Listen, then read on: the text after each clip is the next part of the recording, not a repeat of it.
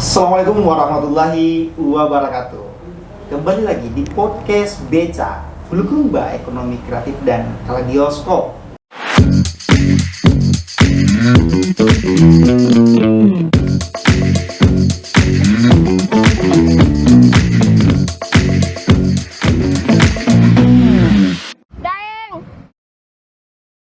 Seperti biasa, saya tidak sendiri. Kali ini saya ditemani oleh inovator handal yang luar biasa. Siapa dia? Ibu Endang Mulyani Esos. Apa kabar Bu Endang? Alhamdulillah baik. Alhamdulillah baik, sehat. Sehat ya. Bagaimana perjalanan sampai di sini Bu Endang? Ya. Aman dan terkendali? Aman, alhamdulillah. Alhamdulillah aman ya. Nah, tentu teman-teman penasaran ini Bu Endang kita di luar. Apa sih yang dilakukan Bu Endang ini sampai ada muncul inovasi lorong jelita? Apa sih lorong jelita itu? Nah, kita mau tahu bagaimana tuh Bu Endang? Iya, jadi inovasi lorong jelita itu adalah layanan jemput bola identitas anak, dia dari lorong ke lorong. Awalnya inovasi ini muncul karena pelayanan yang sebenarnya awalnya kita lakukan jemput bola ya dengan memakai mobil online.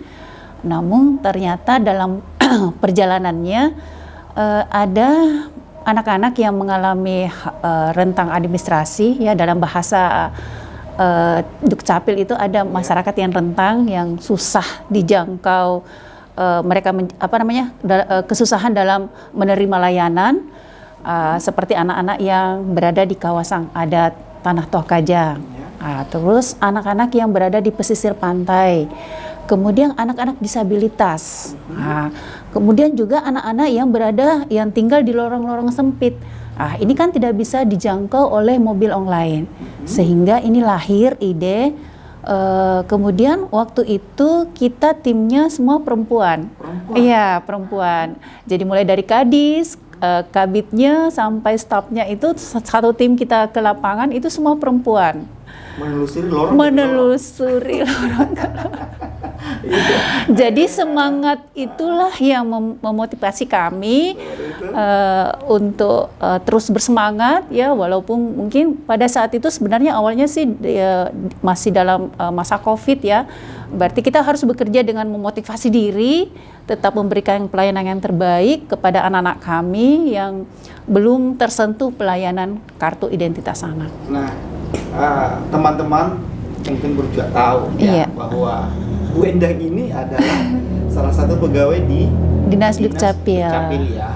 Nah, itulah akhirnya muncul ide-ide tadi bagaimana cara melayani masyarakat yang rentang administrasi. Nah, tentu yang kita harus tahu juga Bu Endang bahwa munculnya ide dan inovasi Bu Endang ini sampai jemput bola ya. Sampai jemput bola. Terus apa-apa saja yang dilakukan di lapangan Bu Endang? Iya, jadi kami ceritakan dari tahun ke tahun ya tahapnya. Jadi metode yang kita lakukan pertama di awal tahun kita harus mengejar target. Ternyata ketika dilakukan layanan jemput bola, ternyata setelah dievaluasi ada anak-anak yang tidak tersentuh. Nah, kita lihat datanya, oh ternyata anak-anak yang mempunyai kesulitan, yang tadi yang berada di pesisir pantai, yang tadi saya sudah jelaskan. Kemudian kita mencoba berkolaborasi dengan beberapa mitra kerja.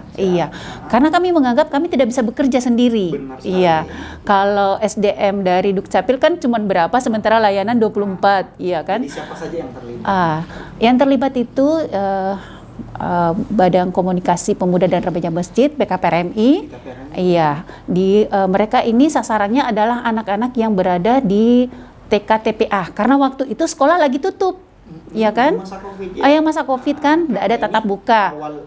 Awal inovasi lahir di tahun 2020. 2020 ya, 2029 kan target kita baru 1,6%. Iya. Nah, sementara target nasional adalah 20%. Bayangkan kita harus mengejar itu kan. Apa yang harus kami lakukan? Kemudian kita bekerja sama dengan Lapesdan NU. Lapesdan ini berperang untuk mendekati masyarakat hukum adat. Mereka akan lebih dekat. Pendekatan emosional mereka lebih dekat. Kemudian mereka lah yang melakukan sosialisasi. Kemudian kami hadir melakukan pelayanan. Jadi anak-anak datang dengan pakaian hitamnya, ya kami layani. Sementara mereka juga menolak teknologi kan. Jadi dijelaskan, didekati, kita libatkan kepala desa. Akhirnya pelayanan bisa dilaksanakan. Kemudian kita juga melibatkan PPDI. PPDI khusus untuk anak-anak disabilitas. Jadi kita layanan jemput bolanya ke SLB yang di depan kantor itu. Tetapi kita juga melibatkan forum anak. Forum anak kenapa? Karena kami berpikir bahwa KIA ini adalah khusus untuk pelayanan anak. Maka kita harus sentuh dengan pendekatan emosionalnya juga anak. Jadi melibatkan anak, pelayanannya untuk anak dan untuk anak. Jadi kehadiran anak forum ini ternyata memberikan ide kepada kami untuk membuat satu sistem pelayanan yang lebih mudah. Jadi tanpa kami keluar. Iya. Jadi pelayanannya waktu itu kita berbincang-bincang karena mereka kan sekolah. Berarti tidak bisa melakukan pelayanan di hari kerja. Jadi kita melakukan pelayanannya di Sabtu, Ahad. Iya. Sabtu itu ketika mereka sudah balik dari sekolah. Nah, di situ ketika kita berbincang-bincang, lahir ide untuk pelayanan melalui barcode. Mereka membuat Google Form yang bisa dilakukan pelayanannya melalui HP saja. Iya. Jadi waktunya tidak terikat. 1 kali 24 jam bisa dilakukan pelayanan. Iya. Jadi ini membantu bagi anak-anak yang kesulitan. Nah, misalnya ada yang bertanya bagaimana kalau dia tidak memiliki alat HP ya seperti itu, maka dilakukan oleh gurunya, oleh orang tuanya. Iya. Jadi kapan saja waktunya, mau hari libur, mau malam, ya kapan saja mereka punya kesempatan, dan ini sangat membantu karena biaya untuk keluar jemput bola tidak lagi dilakukan. Terus setelah jalan seperti itu tentu yang mitra tadi ada coaching atau pelatihan khusus khususnya forum-forum anak bagaimana mendekati para masyarakat atau anak-anaknya tadi sasaran kita kan seperti itu. Dan terus bagaimana progresnya Bu Endang? Iya, alhamdulillah. Ternyata setelah kita melibatkan beberapa mitra, bahkan beberapa OPD sudah bergabung kepada kami karena mereka melihat seperti misalnya OPD pemberdayaan perempuan dan anak itu ternyata membantu anak-anak yang stunting. Iya, jadi di Posyandu itu juga dilaksanakan pelayanan. Iya. Kemudian dari Dignas ternyata sekolah-sekolah secara mandiri bisa melakukan.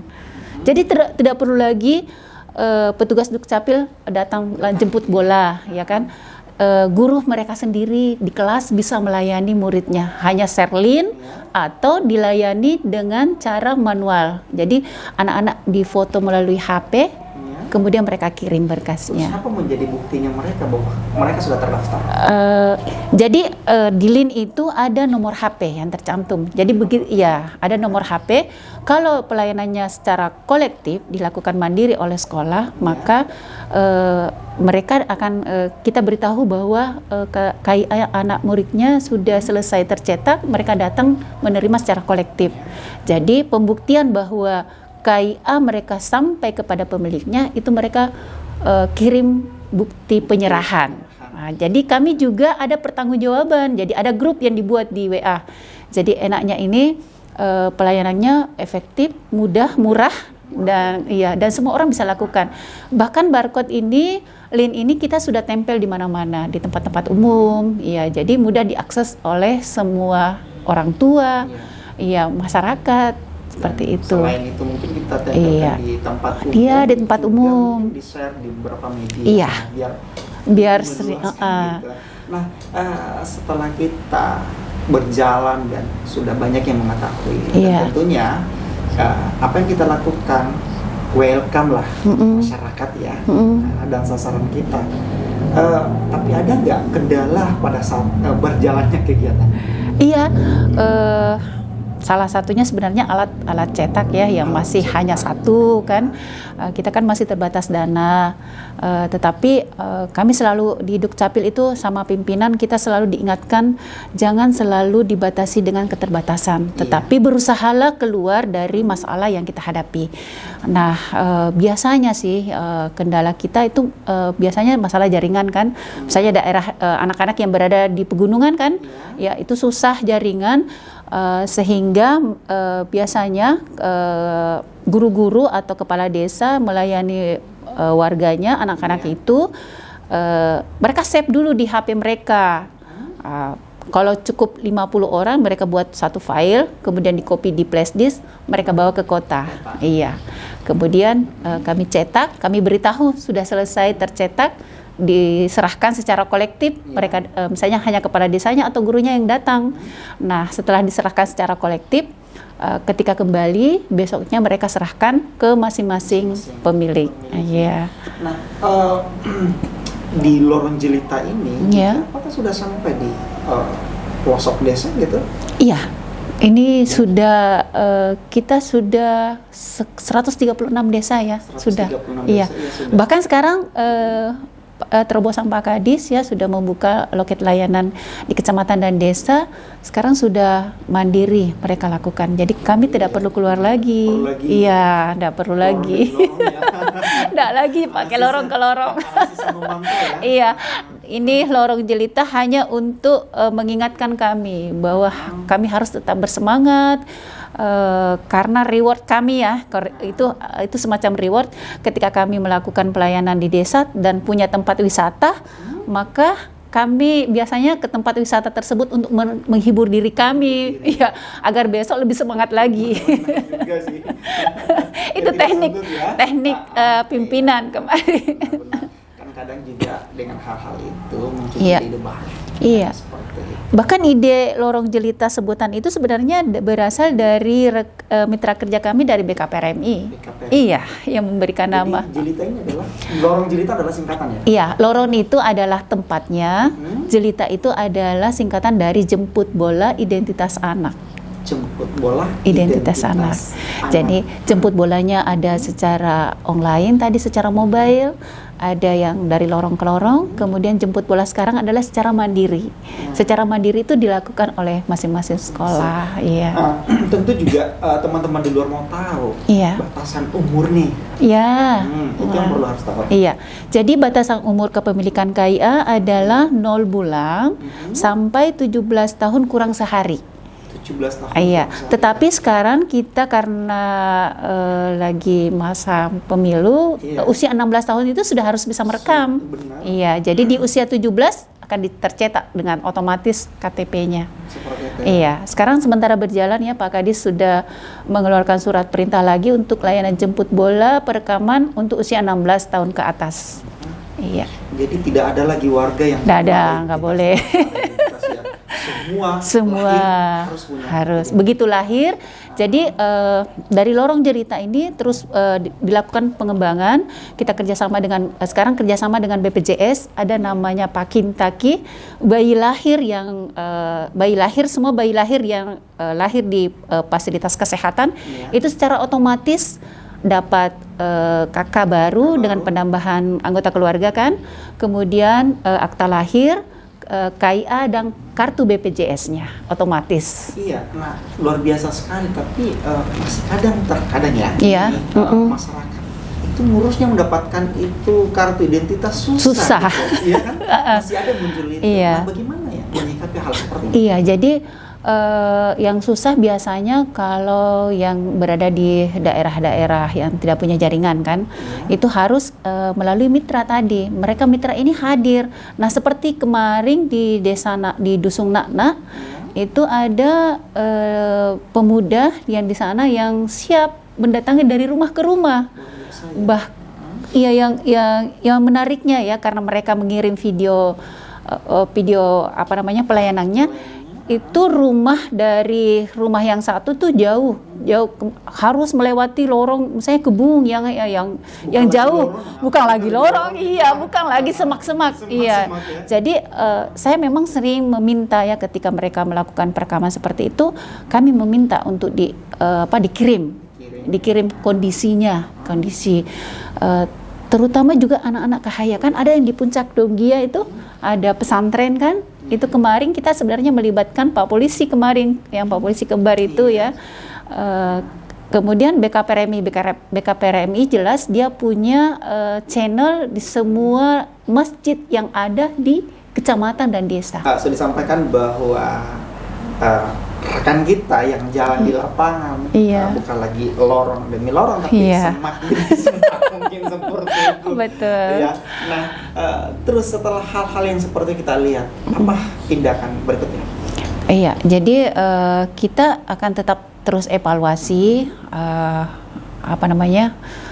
berusaha untuk Dinas Dukcapil dalam hal ini ya, Kadis selalu mengevaluasi. Jadi setiap pekan kita evaluasi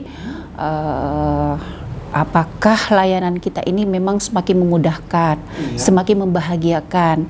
Jadi bahagianya di sini bukan hanya penerima layanan, dalam hal ini masyarakat, tapi bahagianya juga adalah kepada pemberi layanan. Iya. Karena kalau pemberi layanan atau petugasnya yang bahagia, tentu dia juga mampu membahagiakan orang yang dia layani, seperti itu. Jadi sekarang insya Allah ke depan Pak Kadis punya sebuah terobosan, tapi kami belum bisa ungkapkan, nanti beliau yang menyampaikan, akan lebih mendekatkan lagi pelayanan kepada masyarakat ya sesuai dengan target nasional dan RPJMD Bupati saat ini sesuai dengan visi misi kedua bahwa kita harus terus meningkatkan layanan kepada masyarakat, memberikan kepuasan tersendiri. Iya. Luar biasa sekali Bu Endang, inovasinya ini. Iya. Bangga terima kasih. Alhamdulillah. Apalagi dinas mana Ibu Endang bekerja saat ini ya. Iya. Tentu masih ada beberapa pertanyaan-pertanyaan menyangkut masalah kartu identitas. Iya. Di mana mungkin setelah mendapat kartu identitas tersebut, apakah kedepannya masih melapor atau seperti apa kan gitu? Iya. Kalau mereka ada di sekolah, ya karena ternyata Lorong Jelita ini alhamdulillah ya bisa melahirkan inovasi baru lagi. Ya, sebenarnya ada dua ya inovasi yang dilahirkan, yaitu Gopandrita tadi, kemudian Sekolah Sadar Adminduk. Jadi kita sekarang menjalin kerjasama yang kuat dengan Dinas Pendidikan. Nah, sasarannya apa? Kita tidak ingin lagi melihat ada anak-anak yang tidak memiliki identitas, kemudian data Davodik itu harus sinkron dengan data Dukcapil. Iya. Atau emisi ya? Iya. Biasanya hambatan anak-anak kita ya, peserta didik itu ketika mereka tamat sekolah, ada kadang datanya tidak bisa terbaca. Ini yang banyak terjadi. Jadi kebetulan ya Kabid kami, Ibu Andi Nur Hikmah, itu punya inisiatif untuk menciptakan inovasi Sekolah Sadar Adminduk melalui tadi kepemilikan KIA. Jadi sekiranya ada data anak yang tidak sinkron atau tidak terbaca nih, bagaimana solusinya? Biasanya itu penyebabnya anak-anak yang tidak terbaca bisa saja dalam satu keluarga, ada yang wajib KTP dia belum melakukan perekaman. Iya, jadi biasanya mereka gunakan, loh kok data saya tidak terbaca, ya. Ternyata ketika mereka melapor di pengaduan, itu kita cek, oh ternyata ada salah satu anggota keluarga yang belum melakukan perekaman. Itu kita minta untuk datang. Kemudian ada beberapa masyarakat yang tidak memperbaharui data kependudukannya. Misalnya mereka sudah menikah, tetapi tidak dicantumkan, pernikahannya tidak tercatat. Ketika mau mengurus akta lahir anaknya, tidak bisa karena statusnya dia belum kawin. Iya. ini semua. Jadi memang harus uh-uh. banyak mengedukasi kepada masyarakat Iya, ya. iya. Itu. Dan bagaimana Bu Endang supaya masyarakat umum ini lebih tahu lagi bahwa ternyata ada program iya. ini di Dukcapil gitu. Inilah sebenarnya pentingnya kita dalam berinovasi itu bekerja sama, berkolaborasi.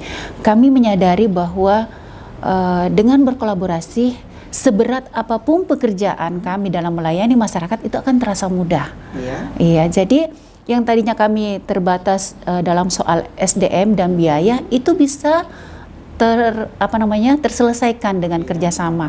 Alhamdulillah kehadiran mitra kerja yang ada di Bulukumba, inilah hebatnya Bulukumba karena mampu bekerja sama.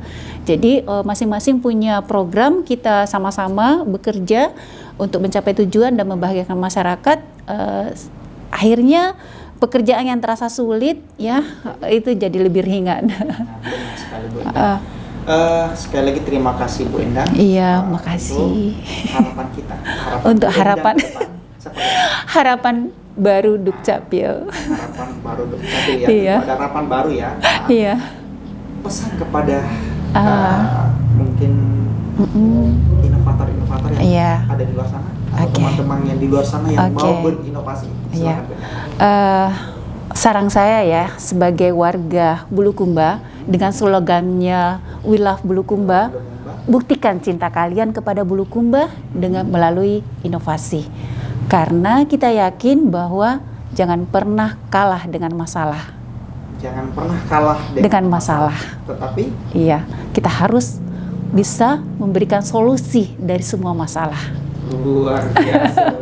Ini saya diberikan buku oleh seorang teman juga, seorang inovator yang kami sama-sama berkolaborasi dan banyak memberikan kontribusi kepada kami untuk berinovasi lebih baik lagi. Iya. Terima kasih kembali lagi. Terima kasih. Bangga Bulukumba punya Bu Endang yang Aduh, mempunyai Masya Allah. inovasi yang luar biasa Bu Endang. Tentunya kita masih menunggu Bu Endang inovasi-inovasi berikutnya.